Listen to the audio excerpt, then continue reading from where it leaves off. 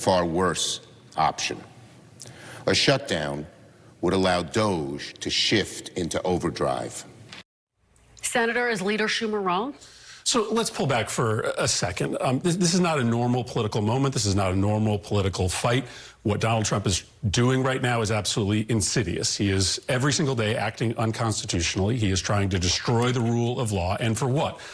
To essentially hand our government over to the billionaire class so that they can steal from us. There is a level of corruption happening in this White House that is absolutely unprecedented. And so this, to me, is a moment where we need to be restraining the president's power, not giving him new authorities. And for those of us that voted against this budget bill, part of our worry is that it does give the president new authority to move money around, new authority to begin new programming, cuts some essential services for the poor and the middle class. And while I totally understand my colleagues who didn't want to catapult us into a shutdown, I actually think that the American people would have understood that Republicans have an obligation to negotiate with Democrats. This is the first full-year spending bill since I've been in Congress that was written only by the Republican Party. So, yes, it would have been a risk. I understand the decision that many of my Democratic colleagues made, but I think the American people want us to take risks right now in order to save our democracy. Senator, based on my conversations with some of your colleagues who voted to keep the government open, they say you just didn't have any leverage. What leverage did Democrats have to extract concessions from Republicans in this moment? Well, again, this is the first time that a full-year spending bill has passed without it being agreed upon by both parties. So certainly in the past, the minority party has used its leverage in the Senate in order to get a seat at the table. Again, I understand the danger of a shutdown right now. But as we saw just hours after that bill passed the Senate, the president is continuing to act unconstitutionally. He shut down some of our most important programs that protect us abroad, like Radio Free Asia and Radio Free Europe, that were funded and authorized in that spending bill. So by passing the spending bill, it doesn't seem that we have restrained any of the president's lawlessness. You have spoken forcefully in the past, actually, against shutting down the government. I want to play a little bit of that sound for you. Take a look. This is just no time to be playing around with people's lives. We need to start acting like adults. We need to start doing the job that we were sent here to do because our nation's security is at stake. It's hard to explain the ramifications of a shutdown, but they're enormous. Head Start programs won't open. Soldiers won't get paid for defending this country. The consequences are absolutely devastating. And yet you say Americans would have understood this time. What changed, Senator?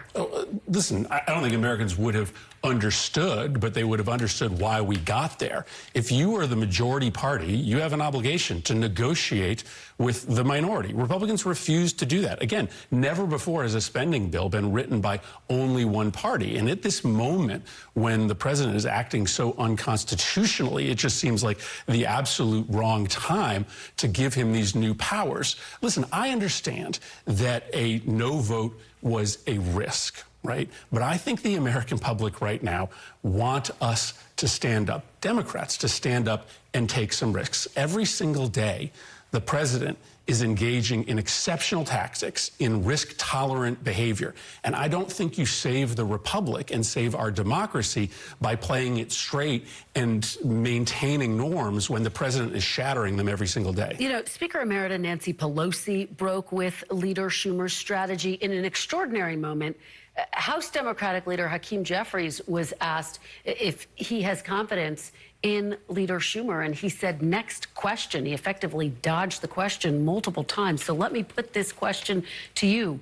Do you have confidence in Leader Schumer's leadership? So Leader Schumer has a very difficult job. I don't envy the job that he has.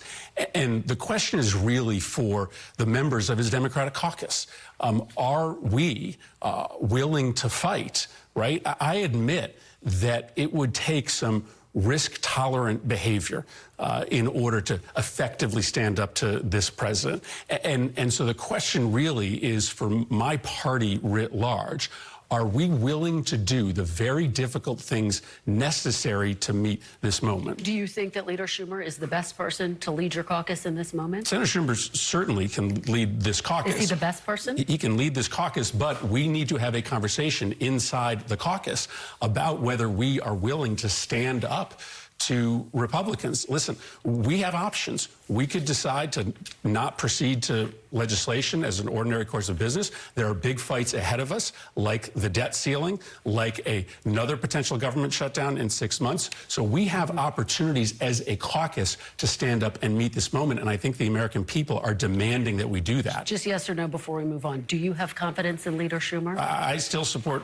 Senator Schumer as leader, but I think the only way that we are going to be effective as a caucus is if we change our tactics, and we have to have a conversation inside our caucus to make sure that we are going to do that. So let's talk about that. You posted a video explaining your vote, what you called a very difficult moment. Many of your supporters responded online saying you should replace Leader Schumer. Is that something that you would consider? Would you consider that role? I mean, I don't think anybody's having that conversation right now. What's important is that we meet this moment. And what I'm telling you is that if we continue to observe norms, if we continue to engage in business as usual, this democracy could be gone. I don't think we have a year to save American democracy. I think the way the president is acting, using law enforcement to target dissidents, harassing TV stations and radio stations that criticize him, endorsing political violence, puts our democracy at immediate risk. So if you are a Democrat in the Senate or in the House, you have to start acting with urgency. And that is the conversation that we have to start having inside our caucus. Our new NBC News poll, as you just saw, shows the Democratic Party at an all-time low approval rating. Why do you think Democrats are failing to connect with Americans at this critical moment of urgency, which you describe? Well, it's what I just talked about. I mean, I think Americans want the Democratic Party to stand up and fight and to take risks. Listen, I understand that had we gone into a shutdown, even for a handful of days, it would have been difficult. But it would have sent a message that the Democratic Party is not going to be bullied by Donald Trump. We are not going to let them write spending bills unilaterally that cut programs for people we care about, that give the president new and extraordinary power.